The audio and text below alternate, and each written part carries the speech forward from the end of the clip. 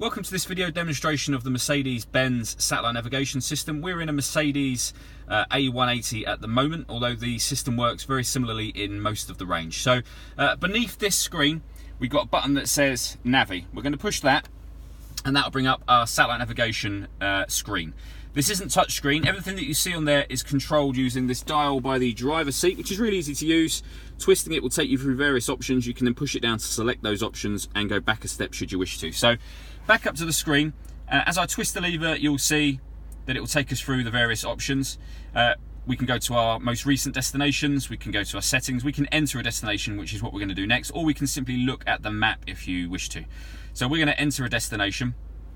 From there, we can either enter an address, enter a point of interest, select a location on the map. What we're going to do, I'll show you points of interest first of all. So if we select that, we want points of interest nearby to us. We can select points of interest near a different address. So if you were going somewhere and you wanted a hotel, for example, you could check that. We're going to look at points of interest nearby to show you.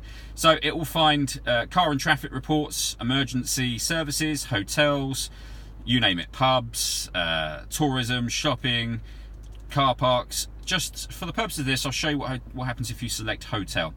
So we've got guest house, hotel. Let's go to hotel. And these will be all of the hotels in the area. You can search them by name. So for example, if you wanted the Hilton, you can select the Hilton. It will just find its destination on the screen for you, which can take a few moments. And then it will show us all of the Hiltons in order of closest to furthest away. So if you wanted the Hilton Cobham, which is 3 miles from where I'm currently sat, we can select that. And as you can see, it'll bring up the address. It'll also bring up the phone number, which is obviously really handy should you want to book a room. So you could dial the number and then you would just simply press the button down to select Start Guidance should you wish to, and it will take us the 3-mile journey there. We're going to go back a few pages so that I can show you how you actually input an address from scratch. So if we want to enter an address, which is what you'd be doing most of the time with satellite navigation, you can do. So you can go into street. Postcode is going to be generally probably the best way of entering some details. You know, normally you will have the postcode for where you wish to go. So just start using the dial to enter the address that you want. Pull the stick, the lever incidentally not only twists but moves down, left, right, up. So I've just tapped it down to move us down to the numbers to allow me to select the number that I want. And you can see there's a space bar has just appeared there. So we're going to select space, another number. And now we're back to letters, so just push that lever up and we'll be back on the letters.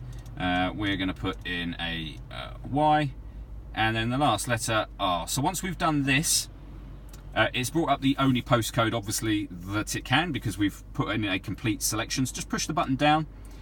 We can put in the street if we wish to, we can put in a house number, or just go down to Start Guidance. And as you can see, it's saying the fast route is being calculated using historical data. It's calculating alternative routes.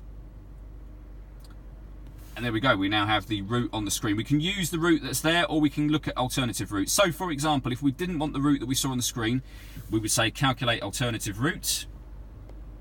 It might be that you don't like driving on motorways, for example, and you want to avoid those, in which case you can do very simply by pushing that button, and it will look, as I say, into other routes for us. So now we've got the original route, an alternative route that's 3 minutes longer, or one that's only a minute longer. So if we wanted that route, we'd push the button down to select that we want that route, and now the satellite navigation is active and telling us where we need to go. As you see, really easy system to use. If you'd like to come and see it working firsthand, please feel free to call any of our MJA sites. We'd be more than happy to demonstrate it for you.